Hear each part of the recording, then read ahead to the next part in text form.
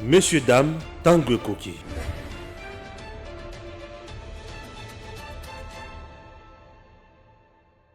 Messieurs, dames, bonjour. Tukutani Mkoulalelo, lundi 14 novembre 2022 sur Edem TV officiel ensemble avec Benjamin Mwanasuka, Tomeka Kokota na Mozindo et actualité ndenge toana katia kopesa la yango mikoloyo. Vous devez savoir que Princesse Adel Kainda Maina oyo wapi azana katia kosala marche ya makasi Mkoulalelo pona kotelemela M23 kozala sima ya mapinga na biso to benge FRDC kozala sima ya mokonzi mboka le président Tshisekedi ala mukaki Mkoulalelo na 5 heures oyo azalaki déjà na cathédrale.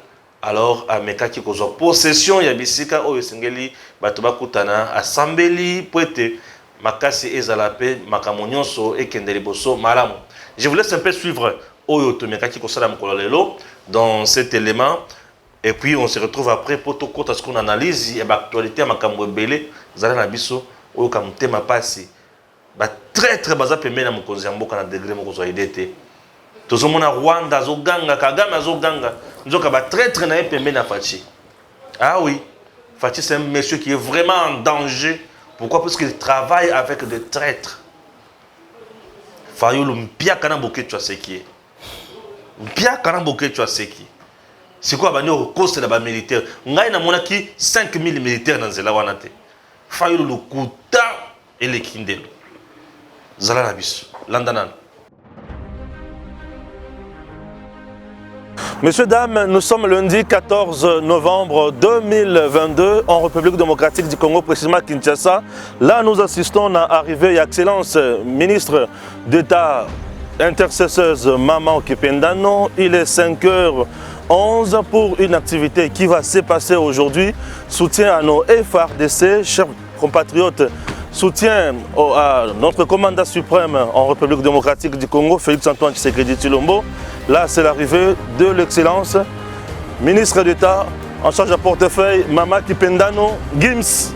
Maman Kipendano est là, ensemble avec cortège Naye.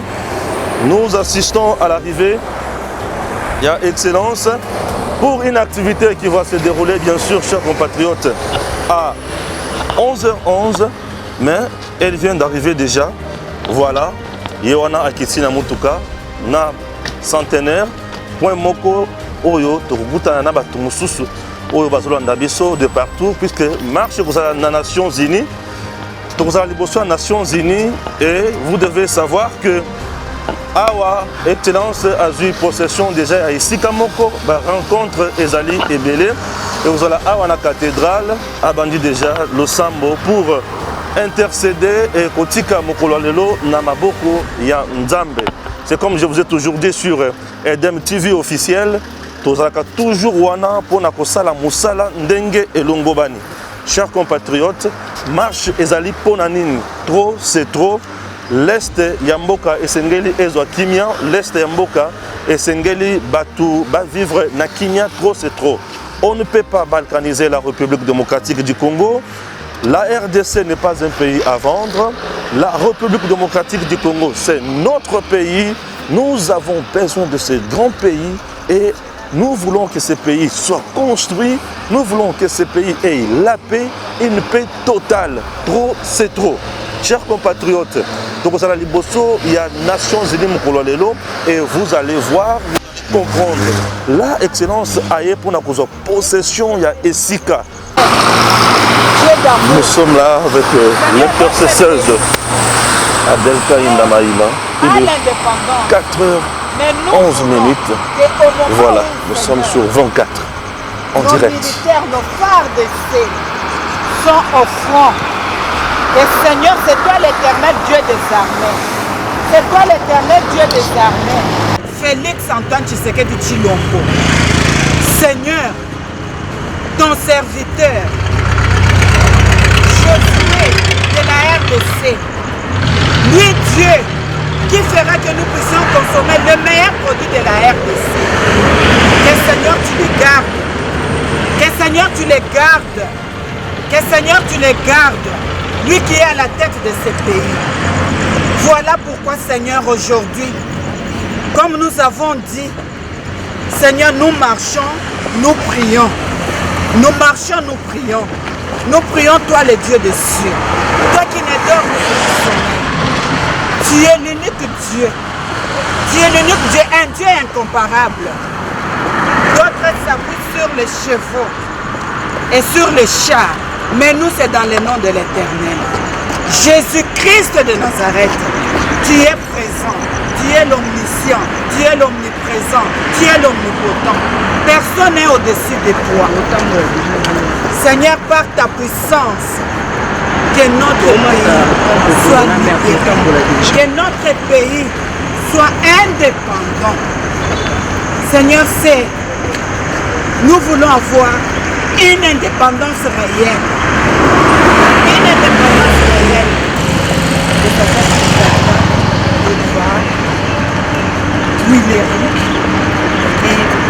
Et les autres enfants.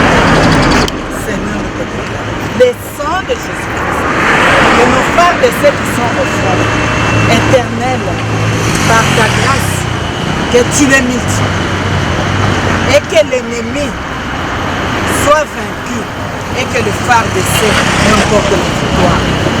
Avec à la tête le commandant suprême, Félix Antoine Tshisekedi Tshilombo. Seigneur, nous nous rendons. Nous avons la foi et la confiance que tu agis et tu agiras. Tu es au contrôle et tu seras au contrôle. Dieu de victoire, tu l'amour. Nous nous remettons la puissance. Le gloire, l'honneur, que soit rendu de l'éternité dans le précieux nom de notre Seigneur Jésus.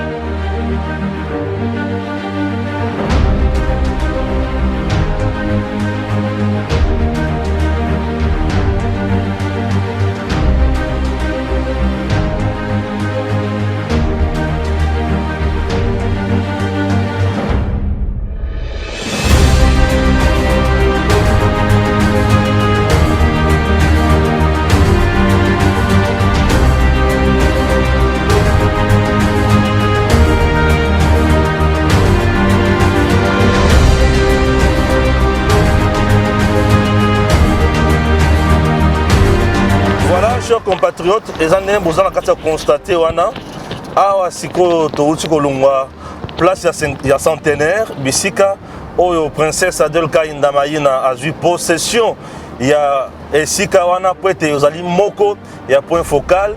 Alors tozo kende siko vers la gare centrale. Chers Congolais, tozana Mitterrand ya comme d'habitude na mosala tomesana kosala na Emit. Bonjour. Bonjour Ndeko Stéphane, bonjour Nabande Konyonso ya Balandi à Edem TV. Merci. Voilà, Tokutani aujourd'hui ezali marche moko ya makasi oyo ba chrétien na ba croyant bazo sala pour na soutien na FARDC, soutien également na commandant suprême des forces armées. Et là c'est princesse Adèle Kainda Maïna diagonesse maman Kependano moto asali si milulu oyo. Impression na yo a otu ko possession na place il y a centenaire toujours qui ne sikoyo na gare centrale. En fait, Sengeli ba ndeko surtout ba congolais ba yeba que ndenge maman Adèle Kainda Maïna le bara toujours lève-toi, cette affaire te concerne. Oui. Le chef de l'État a donné le temps, le chef de l'État a appelé à la mobilisation tous azimuts. Il nous a demandé surtout à la classe politique de taire ambition individuelle, ambition politique, pour se ranger derrière le gouvernement de la République, mais aussi derrière les FARDC, pour mettre en déroute l'agresseur Oyo Azali Bongo le Rwanda. Alors il ne fallait pas seulement s'atteler, s'arrêter dans le discours à chef de l'État.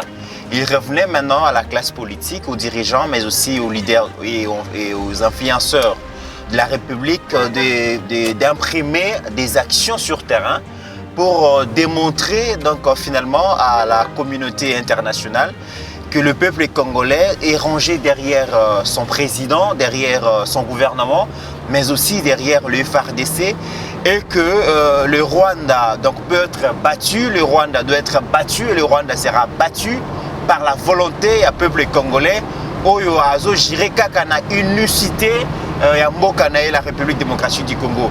Et cette action donc ils s'inscrire dans la démarche wana ya suite ya appel à chef de l'État. Et Ndeko Stéphane, on peut comprendre que bien sûr que la RDC c'est un pays laïque, mais il y a beaucoup de chrétiens et de croyants. Et je pense que ceux qui battent les milélo, bah lobby que le chef de l'État donnait les temps et que biso ba chrétiens ba croyants. Et Sengelito là qui ça combien nous sommes donc d'accord avec le chef de l'État, tout là qui ça vraiment des approbations na biso na makambo Rwanda zali kosala et kozala bien. Et ce qui est plus important, c'est que madame le ministre d'État en charge à portefeuille, pas seulement à Zosenga que Batelema, mais à Zabongo la première personne qui a arrivé na ba point focaux au nion sur ba congolais na ba congolais, ba chrétien na ba chrétien, ba croyance na ba croyant, ba ko se retrouver. Et zo l'ex engagement na ye, mais zo l'ex qui aussi que c'est elle qui a pris l'initiative et elle tient.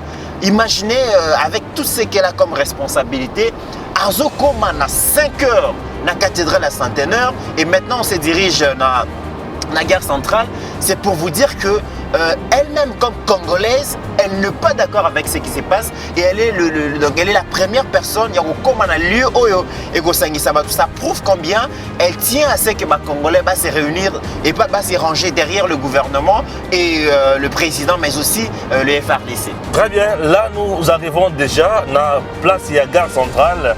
Bien sûr, chers compatriotes, c'est ici. Au plus rassemblement Moussousou et Kozala, vous constatez ensemble avec nous. Et puis, très important pour nous lobela makambo ya mboka, très important pour nous bundela mboka.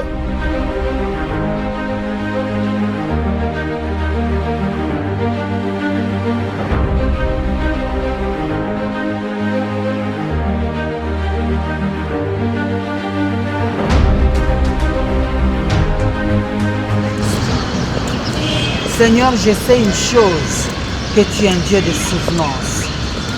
Souviens-toi de la foi de ton serviteur, le président de la République, Félix Antoine Tshisekedi Tshilombo,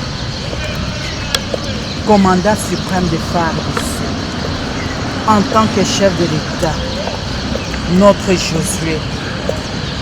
Il t'avait confié la RDC dans les mains de toi l'Éternel Dieu des armées, au stade de martyr. Seigneur, tu dis, maudit l'homme qui se confie à l'homme, mais lui s'est confié à toi, Dieu des cieux. Tu es un Dieu de souveraineté. Regarde que notre pays, la République démocratique du Congo, est agressé par le Rwanda, les M23. Seigneur Dieu, c'est un don, la RDC, que tu nous as légué, notre héritage. Nous, chrétiens, nous venons aujourd'hui marcher et prier pour intercéder en faveur de nos frères RDC qui sont à l'est de la République démocratique du Congo. Que les FARDC remportent la victoire et puissent conquérir les territoires qui nous ont été ravis injustement par les agresseurs.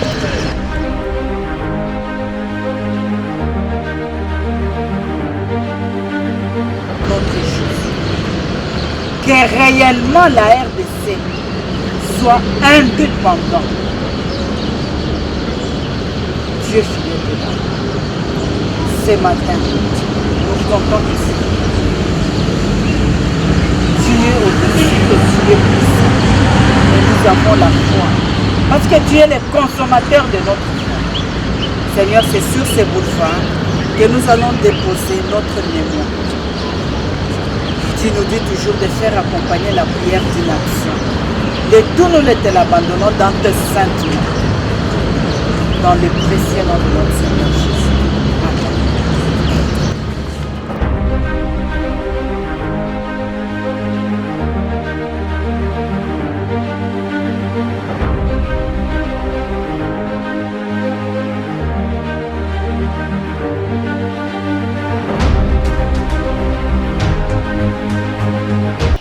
Mon Amboka, bonjour. Bonjour papa Stéphane, bonjour Nabalanio, surtout il y a Eden, télévision officielle. Edem, pardon. Edem, télévision officielle. Baba Zolanda Biso, bon début à semaine à Batinio surtout. Tu n'as pas de patron, hein? Patron, t'es à non? Tous les parents en zoto. DG. Tous les parents en zoto. Ba Congolais gars, oya mawa, ako kabelo veste, musupa kabelo cravate, musupa kabelo chemise. Ba kabela kayo. Te ba kabela ba tebele. Yo ba kabela ka oti. Tata. Marche d'abord au Moné Princesse Adèle. Marche à qui ressemble à 5 heures déjà avant comme à la bureau nae. À côté à l'équipe bisika oyo singela semble pour la marche à côté le message les bosso ya Nations Unies. Bon, biloko tozolu kande yango wana. Moni mokonza mboka lobaki tozana posa na tango oyo. Oyo zo sangisa biso. Eleka oyo eza okabola biso. Ouais. Aujourd'hui ceux qui bazo bundisa biso. Ceux qui bazo restreindre kozwa biso parce que à l'interne tozaki divisé. Or face à la nation, ils ont occupé la couleur politique était. Aux ala ya opposition, aux ala ya pouvoir, aux ala en fonction te ba initiative ya boy. Moi je pense que ceux qui moko na kati ya gouvernement, azaki na volonté le roi Maman Adèle, ya koluka toujours tant que mokonza mboka pesembela kozala à l'écoute et peut exécuter yango lingi sala lelo malamu. Les gens doivent comprendre que marche ezali ko salema ezali te ya kokumisa mutu moko boye mais ezali plutôt ya kosangisa ba Congolais et puis ko lakisa communauté internationale comment les Congolais bazali unis et comment ba Congolais ils en ont marre na ba guerre injuste oyo ba imposer biso pa mondele. Très bien. Toko ta siko na guerre injuste oyo ba imposer biso pa mondele. Et ko ya FRDC oyo ki ngonde nini? Ba beti to kwei to ezandenge nini? Non, lobi ba ndoko sa batu. Que kiwanja ekwei na maboko ya ba M23 et à lokuta c'est vrai bayaki aujourd'hui papa Stéphane faut tout saper bateau et moko vérité ya makambo ndenge ezali ko kende la République démocratique du Congo azako bunda ye moko te face ya autre bengi Rwanda mbaso sangena Uganda parce que la plupart de la société civile bazoba na kati ba M23 méfiez-vous ezaka ba Rwandais te ezapena ba Ugandais et l'armée comme ils allaient mobiliser au monde mokonza mboka à télémissi tous les secteurs auto bengi tous les branches ya armée à télémissi auto bengi branche nango sur le plan maritime sur le plan auto bengi aérienne et puis sur le plan terrestre. Tout ça c'est pour vous dire que on est déterminé à mettre fin à cette fameuse guerre. Et les FRDC bazali ko évoluer qui toko sur terrain. Les Congolais doivent comprendre que zana ba ini ya Congo oyo bango bazui guerre médiatique oyo ba tiango au profit ya ba rebelle pour non la que non FRDC zo sa le côté mais les FRDC bazali ko avancer ce ko avancer ba FRDC bazali ko avancer et comment bang sa mondele ouais et comment bang sa mondele aye awa lobi makambo mususu tozalaki na yo tolandaki biso moko ndenge bandeko bakendaki tie pa ya président Bahati ya Sénat ba expliquer que Congo eza na embargo ata moko te ya minduki bango monde balobi conseil de sécurité et koloba que non Congo eza na embargo ata moko te mais l'embargo concerne les groupes armés to kaka français te Stéphane a un problème moko te pour nos quota mais ba membre ya chaîne nae so balingi ba quota il faut passer accès ya loko ki place mo place on appelle baza sincère na bisote yango nazoloba po yo quota babi po yo quota ils ont un problème te mais pour un membre no ba quota il faut passer na carte d'accès c'est n'est que normal pour RDC somba minuki azana posa ya kotuna XYT mais embargo et bande au concerné ba groupes armés RDC qui est na Turquie asombi minduki transporteur aux femmes minduki a tenu destination za wapi babi na République démocratique du Congo ote kone ko kendete kuna bazana embargo c'est que vous parlez quelque chose et son contraire voilà pourquoi même Tina marche on va créer ça au effort aujourd'hui l'ONU a tika hypocrisie hein On y a tika hypocrisie. Papa Stéphane lelo 6 baloka 9. Lelo ngola ko ya mbangu nani Kenya batinda mutu awa c'est parce que ba moniki RD satelemi. Mon mouké oni wana azolo baké embargo pour les groupes armés mais entre-temps secrétaire général ya ONU Antonio Guterres il vient il te dit que M23 a bien armé Minduki nae et Outaka de partout. Vous êtes incapables de trouver Bissika Minduki wana et Outaka. Ils sont incapables de bloquer là où les rebelles sont ravitaillés, mais ils sont capables de bloquer là où le gouvernement congolais est ravitaillé. Et puis on nous demande d'explications pour nous dire que tout ça Minduki va risque d'engenini. Tout ça Minduki va d'engenini. Mais là c'est grave. Mais est-ce que les Congolais sont là? Oh mais loko ya boye, papa Stéphane, na habité ceux qui ba biso ba Congolais. Trop comprendre, mais trop comprendre té. Exactement les locaux. Parce que c'est le cas ba mungu azela malem na ba kiseba mungu zo mati rebelle. Balobi na Rwanda que M23 azonga sima. C'est-à-dire qu'il va reconnaître que Rwanda na M23 bazo beta masasi na Congo. Voilà. Mais Congo yo kosoma ka Minduki. Voilà. Na ba kiselo élément mususu. To na ba kiselo susu malba mususu ba Congolais balanda ngai. Tango baza ko interdire biso to soma Minduki. Net lelo lundi boy. Tango mutu moko to mama ndenge initié marche wana. Ezaye komona Kinshasa mobimba to kosala eloko te biso to na balabala. Obi ke nous to rataka ba occasion. To rataka ba occasion. Mais marche mo konza yango nazoloba les Congolais bazo rater ba occasion. Lokolo lobe lokona na lobaka pona za na kanda Benjamin Zela. Ozomona lokola mama to salaka plein na stade de martyrs. Ba pasteur mususu. Il y a groupe de réveil. On a vu ba pasteur.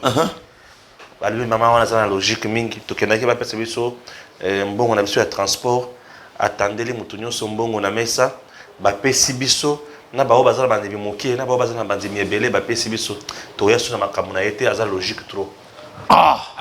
Donc pasteur to yebi ki aza na bonzambe alobi ke maman wana za na logique mingi po apesa biso transport ndenge moko avec transparence biso to lingaka apesa biso mbongo biso moko to kabeli batu biso to yebi ndenge yoje oyini wa bana lingala biso moto gérer bango. Le pasteur au Congo ba malfaiteur il y a une aucune église. Papa Stéphane, il faut comprendre que et bato o ba ko sala makambo o to yebi ke baza ba mabe ba homme politicien donc politicien a tie bato na nzela mais pasteur Alugala au moment où je te parle il y a un pasteur wana na marche lelo ba on ba zalate ba on ba sali musique na bango le 19.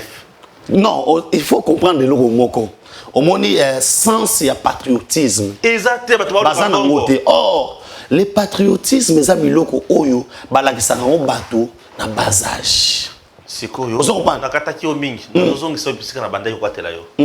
Pour le but Angola bato nyonso bakomi koyawa. Qu'est-ce qui se passe? Non, tu expliquer to belle non le kabuba arme papa Stéphane. Monde entier ce qu'il faut pas comprendre que Facho Aner Obenga marionnette placebo. C'est Kagame qui dirige, c'est Kabila qui dirige. Commence maintenant à faire peur. Bamoni, sans y a bombardement. Bon, il faut oublier que c'est hier que j'ai appris que les pilotes ont eu un avion et un hélicoptère. Ils ont recruté dans le musée. Baba Congolais. Ba chômage na bango. Tango Facha a pouvoir awa atindi bango na deux pays qui de recyclage. Ba qui est na Russie, ba qui est pays des États-Unis. C'est là où ba qui si améliorer sous ça na bango. Ba ça peut belete. Et ce qui peut bailler awa, moi ba chômer exact. Il faut pas ça là. On nous interdit d'acheter les armes, pourquoi? Bazo bloquer les biso nini. Maintenant à la face du monde. Normalement, après Makambu on y a sali, après qu'on kangabiso on boba arme to sombate, ça ne devait pas être maman de la bonne de la rabassin dans Zambie que besoin qui transporter. Elle y a que ça là. Elle y a ça que non, biso to sina bapo, ya mikena mine les alités. Ce qui déjà yo pasteur. Pour na mboka na yo. Ozomona ke so bakabole libino tundenge moko. Il faut baninga bazo mukie, yo zo ebele. Parce que yo a ce qui soi-disant grand. Aux autres, l'intérêt supérieur, il y a nation. Ceux qui maman bengi saki bango, est-ce que c'était pour leur donner de l'argent ou bien c'était d'abord pour prier pour la nation? Non. C'est là où maintenant je dis que Tozali Kouroupe occasion. Ça veut dire cela veut dire au moins on appelle les lots no lobby bakoyate pour eloko bandaki kokangamisa bango. Ce n'est pas l'amour du patrie mais de la patrie mais c'est plus l'amour de l'argent. Et c'est pourquoi quand on a version mususu, je vais te dire que si on est des trop aujourd'hui parce que Congolais comme on a mbongo. Ah, plus valeur au Congolais ozana. Ni nango, toke kuna a tozo combien? Babo mabatu. Basa la sopeneni et là où est la mbongo. Mais aujourd'hui nous sommes face à la communauté internationale, biso to kufi ba millions et des milliers de morts. Mais bazo bloqué surtout sur Maminduki. À la traitant tozo zo ba photo satellite ndenge Rwanda azali ko renforcer. Pour l'homme qui na kiwanja faire des satellites maité kiwanja ngé koya. Rwanda za ko renforcer, Uganda za ko renforcer. Arme oyo M23 zozwa azosoma ngo pa ya nani. Nani azali fournisseur à M23. L'ONU nous a fait voir ici que tobanga M23. Tant on y a zolo babouy. Est-ce que doit comprendre non on est lingo ba masanga ya ba pays nyo surtout ya monde oyo. Et ko banga groupe rebelle M23 et lobby bien. Bibundelio bazana ngo biso tona makoki obunda na bango te. Mais RDC albino to bunda na batuwana. To bandi ko frapper batuwana. To ke ko zwa minduki ya renfort. To comment on va bloquer biso. Mais allez-y comprendre, ça veut dire c'est l'ONU qui alimente ce combat. Ça veut dire on doit dire à l'ONU akanga bisaka na ye akende. Parce que tant que les Nations Unies aux Ana Est, il n'y aura pas la paix. C'est maintenant que je comprends que bateau a bandé kolobaki, bango ba bomba ba M23 c'est bazan raison. Est-ce que maintenant bateau tout ba finga fachi, il peut passer dans ba TV va se repentir. Hein? Bateau tout bando ba non a signé ba contrat na Kagame. Parce que contrat on a Kagame yango yote. O ya ko beta M23. Surtout signé contrat na Kagame. Lelo on a zo na katikati na ndengeni. Papa Stéphane to bunda bitumba na Rwanda. Tant Rwanda ko betanga baku arbitre normal qui est l'ONU. Parce que awa ce qu'on a niatie arbitre on yo kangana makolo. O zo kanguninga na makolo. Bitumani na auto bunda boy. Quand on nous empêche d'acheter les armes, allez-y comprendre. Bitumani auto bunda. Maintenant, quelle est la voix qui doit trôner, qui doit alerter que le monde entier doit écouter? C'est le peuple. C'est pourquoi Mouzé avait dit la guerre sera longue et populaire. Il faudrait que cette population puisse se réveiller. Les Kamoué ko sa malele pa maman d'elle et ça mambala moko pe sa na Kisangani, na Goma, na Bukavu, na Ruchu et exactement qu'un homme politique a les kata muso ba que non boya le 19 mars. Et ça na lokwa les Kamoué indépendance. Et Zwami Congo mobimba. Mais au Komona ba mususu za soi-disant ba opposant makama bwe mwalo bango ezate. Quels sont ces gens-là au bassin de la déclaration de Natongo? Baza otanga na misapi pour dire que non et Kambo ezo salema botika soto soma mindoki. Mais tobunda notre armée oyo basekaki oyo babaki ba moyens zate. Chilombo ko sala ka ba voyage. Azo pesa faire des semaines ndokité. Aza ko sala boité. Aujourd'hui maintenant les gens doivent se repentir pour se dire que non pour baloba ke Mokonza Mboka ça est fort. Mais voilà la communauté internationale qui est en train de nous bloquer. Et nous demandons à Nandi, numéro 1 à l'Union Européenne. Tozolobela, Madame Bintou Keïta. Pour les gens qui marchent, c'est maintenant que Bouka Sogotoboué, dans le monde, les plans qui marchent. Pour toi, ça va ok, tu peux ça en 48 heures. Son moyen de bakangi bisakana bango na baoni na bakei. On peut pas nous empêcher en ce moment. Bako ko empêcher biso en aucun jour. Parce que bango moko na résolution na bango balobi bien que ezali sanction wana embargo ezako concerné obitu na ngani. Et pourquoi ils veulent que obiso to somba, obiso to ozwa. Bango ba yeba yango. Pour ni balinga to somba minduke pa na bango. No monaka na 2011, 2012, 2013. Kabila ki no somba masasi o expira. Ah bon? Oui, à ce moment ça se expira. Oh, attention, avec tout dans d'autres coups, et pour là, moi, et Robert, tout est. Les lorsqu'on va biloko va zozo, talaka ba sukulu wana. Oh, talake, oh yo, boro yo, ce qui est bêti, talaka rebelle à l'élite. Hein? Willy Ngoma lobi, biloko va mettre en place la civile va zate. Mais yo, qu'est-ce qu'on pense, Stéphane? M23 va congolais, ne va zo gang. Banda to bandi ko bombarder. Yo soki matanga mona Congo. Matanga zaka na Rwanda. Sikoyo oni azoko kwa koloba te ke Rwanda bato ba ko sila. Oni azoko kwa koloba te ke frappe wana e beti ba Rwandais. Pour ba Rwandais ne ba na Congo. À l'autre temps, Willy Ngoma kolega ko esa bato ke non, to signa ki cesser les faits banda avril. O signa kana nani? Yo signa ki cesser les faits. Lobi ce qu'on a kuiwanja bana bazo bunda. Pourquoi tous ces chefs d'État ils sont venus chez nous?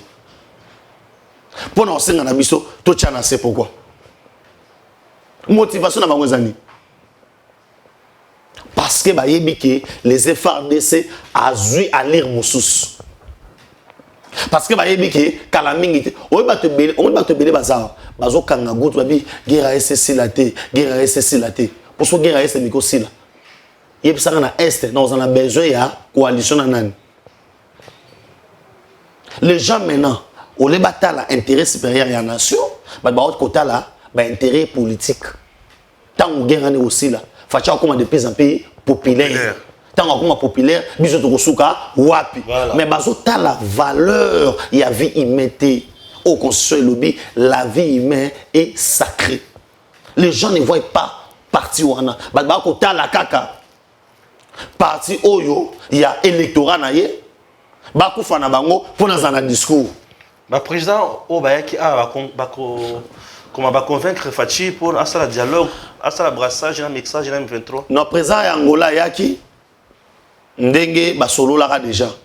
Na Angola, basolo laka, na Kagame, solaki na Fachi, Fachi a lobby position échangée. Abayaka bilo mibale, a lobby ce qui guerre, ils ont la guerre totale, ce qui paix, ils ont la paix totale. Na niveau tozaleli. Rwanda kamata ba M23 na ye asani abimisa bango libanda ya Congo nde a négocier na bango parce que prétexte azoko luka ya ba FDLR ezo exister te lobi na kwa ki na vidéo mo magasin na caché usomo to l'exemple zate ya ota ba FDLR Kagame silisa bango na Congo asisa bango comment tango guerre ya 1997 bani non ya 1996 pour akota là-bas Kanga Congo en 1997. Bakani soit ba réfugié. O ezaki na mundelu ya Congo, Kagame a bombardé yango. Et yayi auto bengi boucherie humaine. Pour na makambo Italie, makambo Italie ba FDLR. C'est qu'en soi, ba FDLR baza ko représenter danger mon côté. Mais moi maintenant je me demande papa Stéphane, comment Kagame a coloqué prétexte ba FDLR? Mais il doit prouver ça. Après, voilà, puis, Bisso, tous en la preuve. Les M23 sont en Bunagana, M23 sont dans la Kati ya Congo. Alors, les FDLR, Oyo, Bisso, to Apuyaka. Bazan la ville nini ya Rwanda. Bazan la territoire nini. Baboma de Abatu na Rwanda place nini. Ba ataka déjà Kagame na position nini. Parce que si nous, on doit armer les FDLR, c'est que capitale ya Rwanda au coin de la minute. Pour te ramener, on va passer à Goma. Et là, on va makolo boueti au Komiguna na Rwanda. Hein? Torame bango na pété. Et je ne m'irai pas que Bassani, yango ba ici président Angola que boki négocie sa Kagame, soki alingi pe azwa pe total. Mais particularité mo ozali awa et pas ya président ya Kenya ozali pe facilitateur. To yede mutazawana pour la mener la consultation. Il y a des jours. Il y a une confession religieuse. Il y a un membre d'opposition. Il y a des présidents de l'Assemblée nationale. Il y a Sénat. Mais, et là, il faut que l'Assemblée nationale a sa position. Il y a Uhuru Kenyatta. Il y a brassage, mixage pété. tolingi pe makambo ya dialogue na ba rebelle te Voilà. ba rebelle ba kamatanzia na bango bazonga na sima na puis sauf alors ebise que non pas de sortir à crise to ebise nini Voilà, capable de voilà ça capable de wana nyonso tout mais ce qui est sûr en ce moment la République démocratique du Congo na mokonza mboka Fachi prend ba risque au sakanati je dis bien précieuse au président syrien il y a un moment mikolo abi na bimana ote est-ce na gagné déjà l'extérieur awa sikoyo na kati na gérer na match na yiko lobani ni place wana ba congolais faut ba yeba na bandako na bango ke makambo to ko salama ezo côté ba vie ya bato et mutali bosso a ciblé c'est chef de l'état. C'est pourquoi je demande à tout le monde tant au sambela nanda kuna yo ko bossa na ko tia mokonza mboka na boko nzambete parce que il court des énormes risques makambo fatia osala et l'équipe a décision muzo azwaki muzo azwaki ba décision na précipitation fatia zo ba décision ko leka ya muzo mais na auto bingi na kimia soit impact nango tant komi ko beta ba donc mo sotuka asombe ba arme ko ni akende risque ko sala ni oh biso to bige mambo risque zalaki akake ake ko bongisa ba risque sala biso ba train ba bilo mo abo nzoka ndé na cc ona bilo muso ezalaki mundela zo ko sotuka oh mais marque o eza mundu ya marque risque non et comme na Congo ndengeni et leki na voini ozomon et tout ça et pesi biso lelo na état de force ezane lo mo na kata négociation bo ko négocier na mutu soki ko négocier na mutu aux en état de force au imposer ma décision. Mais bien sûr. Mais soki oza ko négocier na mutu et que aux en état de faiblesse tu vas subir. Tu vas subir et on va t'imposer des histoires. Bien sûr. Aujourd'hui maintenant, nous avons cette capacité. S'il faudrait négocier avec les gens, pour s'imposer pour yo ki banda bato bandi ko ya oko fade salembisi kuna le faisait fade c'est asa musana yi comme mokonza mboka a démontré qui à plusieurs reprises que la solution diplomatique a échoué mais il pouvait pas déclarer la guerre avec le Rwanda. Nous continuons dans processus yango moni yo Kenyatta yi awa mais ye mo pe Kenya sene atindi ba soldats. Mais Ouro n'est plus président, c'est ça? Non, il n'est plus président. Mais la nation, Kenya, tant que signé Mamouana, il y a Bato Baya. Lui, c'est lui qui était président, non? Oui, on a continué à exécuter. Pourquoi? Parce qu'on a compris que la solution aussi, sur terrain, même si on va négocier, mais c'est lui qui patrouiller sur le plan militaire. Il y a un moment où il va charger des opérations, état-major avancé, FRDC, Bazali mobilisé dans l'Est de la République. Pour nous aussi ça. Quand on a la politique, beaucoup de politique, il y a la diplomatie. Mais sur le terrain, tout ça va frapper. Et si le président nous n'avons pas un problème. La guerre, parce que Kagame voulait changer la nature de la guerre. Et comme la guerre ethnique. Et c'est faux et archi faux. Au Congo, la prévalence des chefs d'État a réussi la communauté des rwandophones du Congo. J'aimerais expliquer, j'aimerais ouvrir une parenthèse et la fermer pour vous dire quoi. Quand on dit la communauté, c'est pas ça le Rwandais. Batouana tout ba yamba ba Rwandais. Mais bandima bango comme état ba congolais. Ce qui bateau ba Rwandais wana. Bandima ba pour obike na kamwe na moni nani vieux na bizimakar. Asalaka. Obi zamba ba lelambo ka bato hein bizimaka yango moni nani Vincent Tarega na tango azokende alela kaka otenga na botanga na Congo na kolela na Congo na mukusa linga loba boko bingana ngande na za congolais ngana fa lo to ndenge mo wo fo za congolais mais na fa lo ba ndenge mo Failu alobe ya Papa Stéphane, il y a des histoires. Failu akola partout. Na lobi eza biloko oyo efundaka. Hein? Eza biloko efundaka. Okobosa komba tata na yo te. Hein? Yo comment on va dans la place où avant commune n'existait aux déjà on va dans le gola banzete. Et ça le roi bilo to beta solo awat. Babota moto, babota passe mi balé na car. Bon, c'est bon. Il faut que le makamoussou, il faut que les Congolais on a resté cette communauté. On leur a dit, nous voulons la paix. Il n'y a personne qui a arrêté ni Robéo. Namoni mkolomo ote to sali marche moko to ke no tumba Robéo. Namoni mkomo to sali marche ba ke no tumba Bizimakara. Namoni mkomo to sali marche ba ke no tumba soki nani. Mais nous voulons la paix. Et Fati ne veut pas tomber na piège. Oyo muza tombaka. Ya robenga na bango subitement po ne bibelobi so bengani demo moko kozonga bake basangani. Et papa Stéphane bato baza bien outillé. Ba yebi siège ya mokonza mboka. Ba yebi ba secret ya pays oyo et baza na contrôle ya makambo ebele na moko. Yangwana il faut que tango na bango lisu likolo lisu. Na yoki pembe na mokonza mboka bakangi batubi balé bakena makala pona haute trahison. Nani. Non ba kangi ba eza haute trahison tes allés faute lourde. Toyebité na lolenge makambo ezaleli.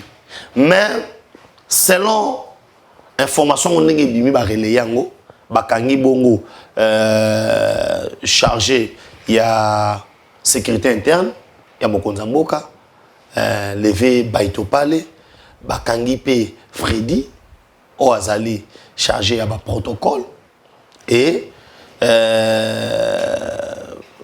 Ibaka ba soit bazaka résidence surveillée selon les informations oyo ezako tambola que nous ne serons pas confirmés selon l'information il y a eu auto bengi ba faute moko très lourde à part na bango et so ozu chargé à protocole ya mokonza mboka ozu na numéro 1 il y a sécurité interne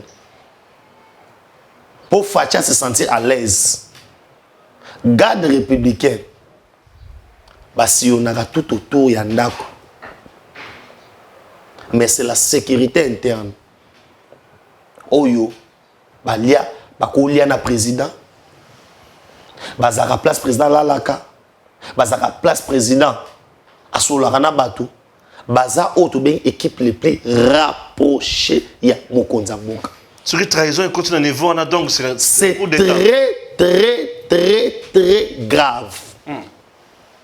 Ce qui vraiment et que bakangi pour na mamouta les trahisons na ba so qui bakangi pour na yango c'est grave et ceux qui bakangi pour na liaison na pays où ils ont agressé biso c'est grave, trop grave même. C'est grave pour na mokonza mboka. Voilà le danger que Fatia za courir. Et moi je pense que papa Stéphane numéro 1 à sécurité interne à mokonza mboka, si on n'a pas tous les éléments. Je ne pense pas qu'on ça la 2 semaines le makala. Je ne pense pas. Mais 2 jours d'abord, ça la pour quel motif? On se comprend. Ça veut dire bako kangae ki boudité.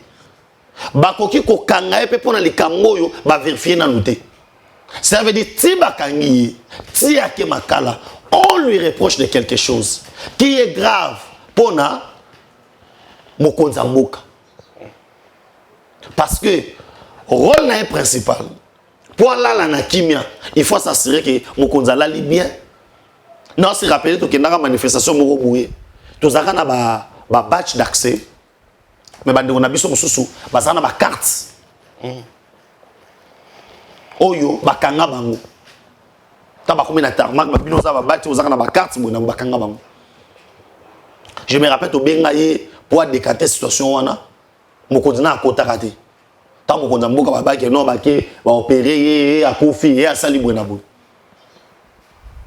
aya ko rappeler sur 20h à lobby et pas nangai la sécurité des chefs des maires la priorité des priorités Tango fachana kuba azana balabala awa bino wose bela pati beto nga muteme ko betaka mutema nange kitaka soka kotina kata ndako likambo ezate afandi akosa musala na yebiki awa siko kata lupango na ko protéger malamu tant que aza libanda nga muteme ezaka likolo.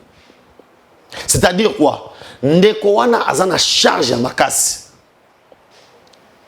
Yaya, les gens, il faut toyer les lois congolais à l'autre partager baza ebele. Obi pona ni to ko longa Rwanda penate. Papa Stéphane, na ko ebiso lelo, mais ko ça l'étude, 80% à politique à Congo. Ba bota na basi ya ba rwandaise. People qui particulièrement ba tuti. Soit qui a bota, soit qui a balate, on a dans un deuxième bureau. Ça me soit bota. Skoyo, c'est là où nous disons la loyauté partagée. Ce que tu comme à niveau ya makamwe ko salima. Parce que mon sécurité interne, il voit tous les audiences ya Mokonza Mboka. Les histoires qui sont hors caméra ya mona yango. Aibi ke facha yambi mutuboy. Aibi ke facha kutana mutuboy. Facha zo ninga sala boy. En fait, azali dernier rempart pour nous kutana Mokonza Mboka. Il pense c'est il y a qu'on décider lelo boyeke alobi journal lelo Mokonzi oyamba mutu te. Parce que sécurité na yo eza na problème. Mais est-ce que mutu bongo? Quand vous prenez bateau baloko bateau roi il y a quoi? Protocole. D'abord, quand on a protocole, c'est grave. Mais qui paraît-il que protocole, il y a pour audience na fachi $30,000. Na ebisio, mais. Na yo qui parle le bon. Oui, c'est le cas de Toyoka. Papa Stéphane, c'est le cas de Toyoka. Te, moi il n'y en a pas batté. Yo, au na audience yango ministère bazoya wa po bakutana président c'est tout un problème. Na ebisio Mokonza Mboka fa sokola auto ben entourage na ye yango ebandi. Ozokban. Yango ebandi. C'est le cas de Toyoka. On a des gens au Toyoka tant soit kenda boye oh non pour na kutana Mokonza. Bon c'est 40,000. Ah, mutu so beja, biso to zat balanda biso partout dans le monde. Au moins, nous papa Stéphane, n'a qu'un projet na ngai, mais ma facilité ngai té. Au retard le tangi projet on peut boyer. Aye na ko senga gouvernement mbongo té. Aye ka gouvernement to Mokonza Mboka andi maraka osunga na likambo oyo. Et puis ngana qui est plus loin. À part ma campagne sur la audience et tout comme ça, on veut que Mokonza protocole.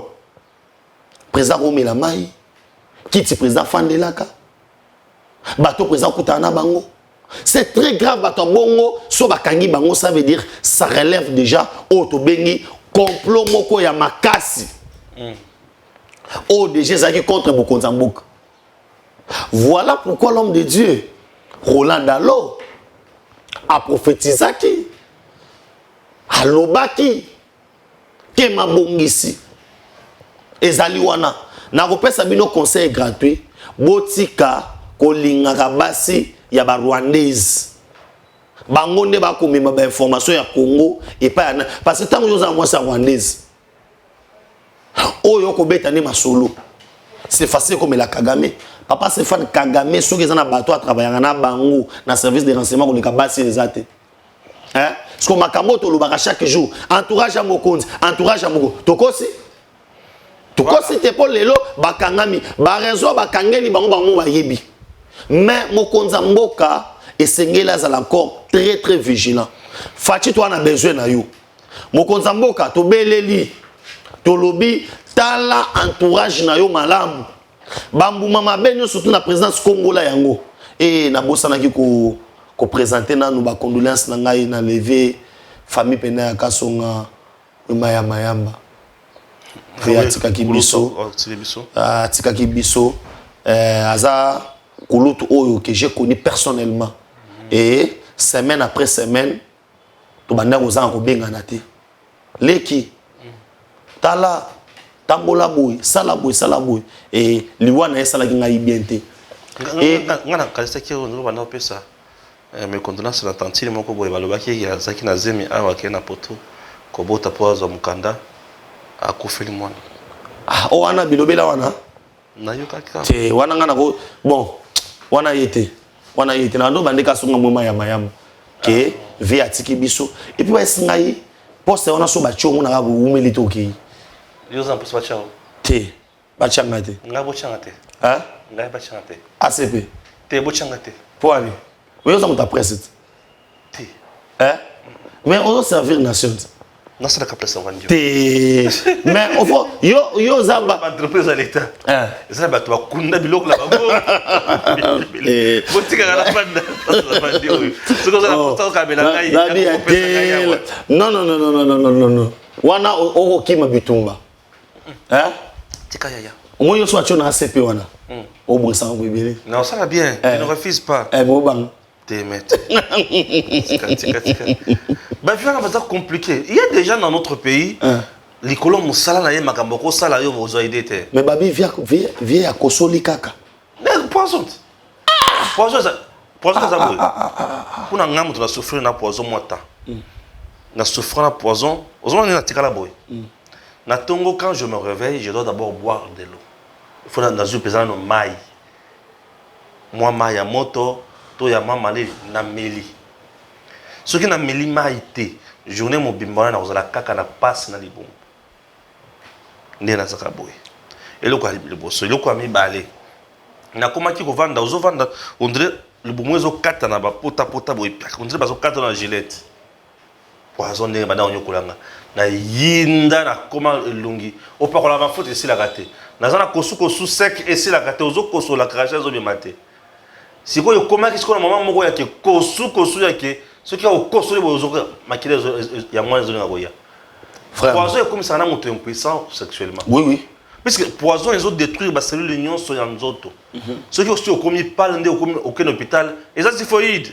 te eza malade ya motema te eza malade eza loketo o tenini o eza mutu les bazalo ka mutu bazalo ka typhoïde ko so yo wana ozo kenda ko sila alors les nazwa kisi ya komela omeli nazonga bonzamba comme ça vraiment c'est très compliqué non yango komona ba poste ba âge na bango wana ozu poison omela te babika ka mwara babisoyo ngasi ko bayibisanga question na banda dazaki mutu ya kwiti masanga to cigarette na sina kenda kala vraiment heureusement masanga cigarette elle est kala ngote voilà famille akasonga mwema nzambe ya non paix à son âme Kolutu il avait encore de l'énergie pour servir ce pays du jus pour servir le pays bon ya ba poste mususu vanda na ye banomoka boke mama oui même pas 5 mois 6 mois ou 8 mois 5 mois il n'a pas fait même plus de 2 mois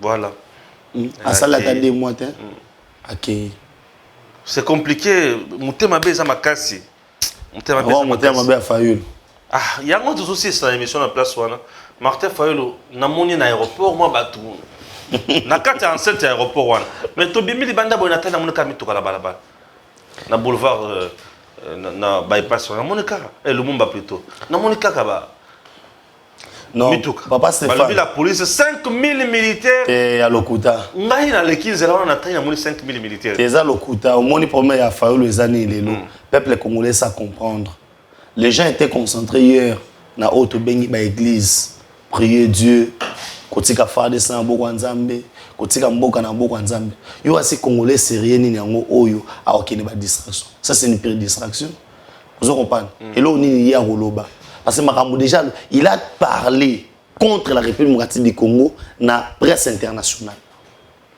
est-ce que vous comprenez nga au lieu de défendre le pays naïe il s'est mis à injurier les chefs de l'État dans les médias internationaux hein au biso ba Congolais ba yaki wana ebele ils ont rapport na bambe mabanga tellement toi na moment où il y a kokumisa ba FARDC donc il a été sauvé de justesse oui ba policier ti ba yaki wana ezaka pona eloko moko po Congolais to ebaka ki no so to moni falo to bambe mabanga et ba Congolais ba za déterminer ba sima banga na bango pona bambaye ya o moni que la police yaki wana ezate ke pona ko kokumisa so falo kokumisa so penalité ba yaki na bango ka ki ba ko lapider pamba babiloko aloba epesa ba Congolais kanda ko sakana te yo asi mutu kola ngai boye so na ndo kansela aéroport na moni mutu ka Fayulu mena ko beta eti na ko beta eti bakanga yo kas bakanga mesina beti bakanga oh na lobi moto ya kamatani na bambi soki président nini on a bamba été moto ko faut bétailler. Non mais attention, faut la zamwa na koli na matete na lemba na ngaba na njili. Fayulu ngana yebiye na danse. Akoko c'est un grand danseur na kondima parce que il a été plusieurs fois ba chorégraphie omoni nani nyoka longwa bina mba danse muto apeseke mingi Fayulu. Ozomon papa de danse omona nyoka longwa abina mingi muto apeseka ngo Fayulu. Ozomon so singa makambo ya danse Fayulu. Ozo comprendre ndenga uta ba Sénégal na yeba à côté ba Cameroun et tout comme ça on se retrouver na Congo. Ozo mono yo yeba ça lelo que Fayulu boina bono un danseur je vais accepter faut le robetanga te. Faut le robetanga te. Hein o ba que Fayulu a un problème ya mutu o ba yeko ya mangala ko la président nana yeko ya bayo. Ba éviter ne ba beta yo pa population. To sécuriser yo parce que oza citoyen oyo ba pesa ngana na Congo. Toboy na biso makambo te yo basaki boy popi so Fayulu la meka ka okitaka ka makolo boya bana kotambola bana kokende boy façon population nga bambele mabanga nga alapa. Messieurs dames, Tanguy Koki.